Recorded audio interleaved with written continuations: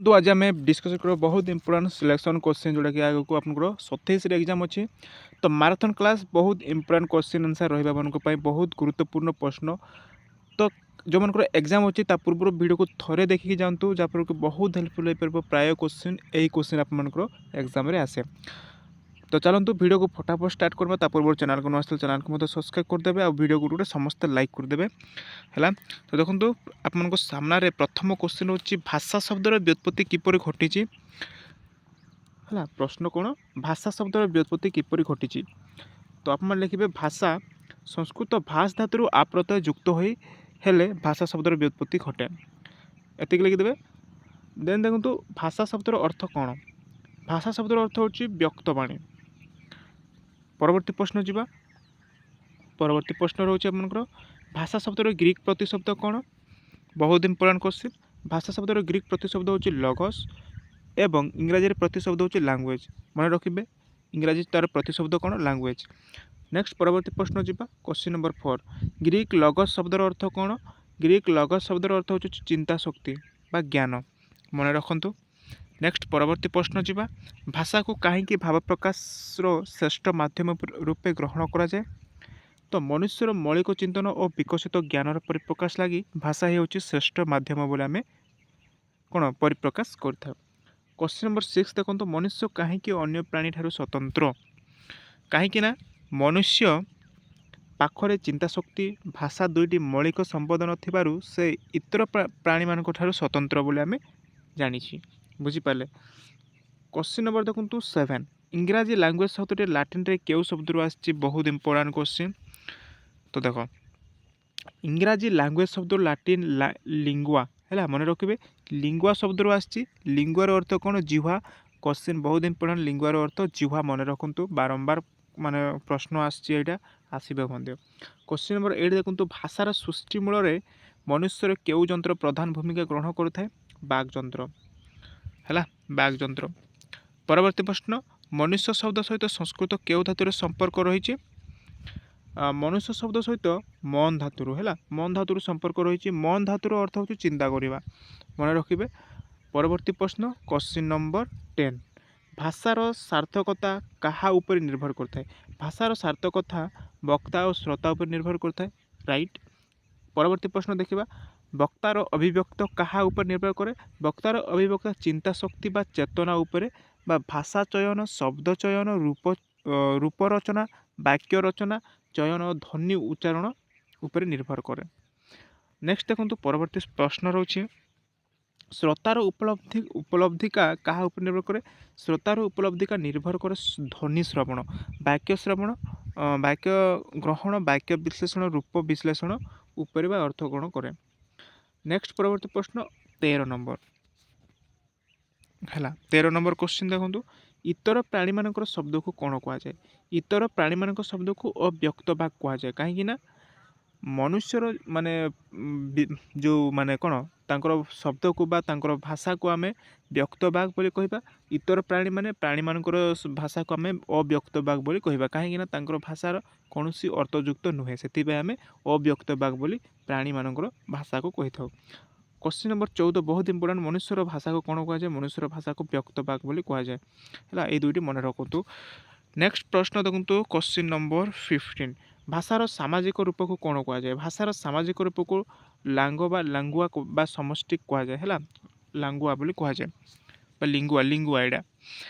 Next परवर्ती प्रश्न देखा पाणिनि मतरे भाषार संज्ञाटी कौन बहुत इंपोर्टां पाणिनि मतरे भाषार संज्ञा होची व्यक्तवाची धातु पाठर आसी व्यक्तवाची बोली कह जाए बुझीपारे।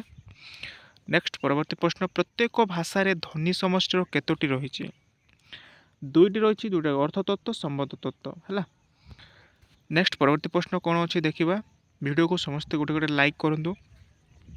भाषार इतिहास आधारित रूपभेद को क्यों आधारित रूपभेद भाव ग्रहण करा जाए भाषार इतिहास आधारित रूपभेद को संभा आधारित रूप भाव ग्रहण करा जाए भाषार रूपभेद को केते भाग विभक्त करा जाए भाषार रूपभेद को 4 भाग विभक्त करा जाइछि है। मूल भाषा क्या कहुए बहुत इंपोर्टां देख जो बृहद भाषारू क्वेश्चन मन रखु प्रश्न मन रखु ହେଲା ମୂଳ ଭାଷା ଭାଷାକୁ କେଉଁ ରୂପରେ ସରି ଯେଉଁ ବୃହତ୍ ଭାଷାରୁ ମୂଳ ଭାଷା କାହାକୁ କୁହାଯାଏ ଯେଉଁ ବୃହତ୍ ଭାଷାରୁ ବହୁ ଶାଖା ଭାଷାର ସୃଷ୍ଟି ହୋଇଥାଏ ତାହାକୁ ଆମେ ମୂଳ ଭାଷା ବୋଲି କହିଥାଉ ମାନେ ଗୋଟେ ମୂଳ ଭାଷାରୁ ଅନେକ ପ୍ରକାର ଭାଷା ଉପଭାଷା ସୃଷ୍ଟି ହୋଇଥାଏ ତାହାକୁ ଆମେ ମୂଳ ଭାଷା ବୋଲି କହିଥାଉ ହେଲା। କ୍ୱେଶ୍ଚିନ୍ ନମ୍ବର 21 ମୂଳ ଭାଷାକୁ କେଉଁ ରୂପରେ ଗ୍ରହଣ କରାଯାଏ ମୂଳ ଭାଷାକୁ ଇତିହାସ ଆଧାରିତ ରୂପ ଭାବରେ ଗ୍ରହଣ କରାଯାଏ। କ୍ୱେଶ୍ଚିନ୍ ନମ୍ବର 22 ଧ୍ୱନି ଉତ୍ପାଦନ କ୍ଷମ ମନୁଷ୍ୟର ଶ୍ରେଷ୍ଠ ଅଂଶ କିଏ ଜିହ୍ୱା ହେଉଛି ଧ୍ୱନି ଉତ୍ପାଦନ କ୍ଷମ ମନୁଷ୍ୟର ଶ୍ରେଷ୍ଠ ଅଂଶ ବୁଝିପାରିଲେ। ଭାଷ ବ୍ୟକ୍ତଙ୍କ ବାଚି କିଏ କହିଥିଲେ ଆଉ ମାନେ ଟିକେ ପରେ ମୁଁ କହୁଥିଲି ପାଣିନି କହିଥିଲେ ଭାଷ ବ୍ୟକ୍ତଙ୍କ ବାଚି ପ୍ରଶ୍ନ ଗ୍ୟାରେଣ୍ଟି ଆସେ ହେଲା।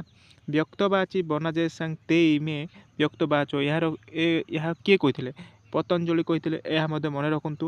ପାଣିନି କ'ଣ କହିଛନ୍ତି ପତଞ୍ଜଳି କ'ଣ କହିଛନ୍ତି ଏହା ଆପଣଙ୍କର ସଂସ୍କୃତରୁ ଆମର ମାନେ ଭାଷାକୁ କ'ଣ ମାନେ ଭାଷା କହୁଛନ୍ତି ଏହାକୁ ଆମେ ମନେ ରଖନ୍ତୁ ହେଲା। ପତଞ୍ଜଳି କହିଛନ୍ତି ବ୍ୟକ୍ତବାଚୀ ବନାଯାଏ ସାଙ୍ଗ ତେ ଇମେ ବ୍ୟକ୍ତବାଚ ଏହା କିଏ କହିଛନ୍ତି ପତଞ୍ଜଳି କହିଛନ୍ତି ହେଲା। ନେକ୍ସଟ ପରବର୍ତ୍ତୀ ପ୍ରଶ୍ନ ରାଜଭାଷା କାହା କହନ୍ତି ଟିକେ ରୁହନ୍ତୁ ସରି ତ ଏଇଠି ଦେଖନ୍ତୁ ରାଜଭାଷା କାହାକୁ କୁହାଯାଏ। 25 କ୍ୱେଶ୍ଚିନ୍ ନମ୍ବର କୌଣସି ରାଷ୍ଟ୍ରର ରାଷ୍ଟ୍ରଭାଷା ଯଦି ସରକାରଙ୍କ ଶାସନ ଶିକ୍ଷା ଆଦି କାର୍ଯ୍ୟ ପରିଚାଳନାରେ ଭାଷା ହୋଇଥାଏ ତେବେ ତାହା ଆମେ ସତତଃ ରାଜଭାଷା ବା ସରକାରୀ ଭାଷା ପଦବାଚ୍ୟ ବୋଲି କହିଥାଉ ହେଲା।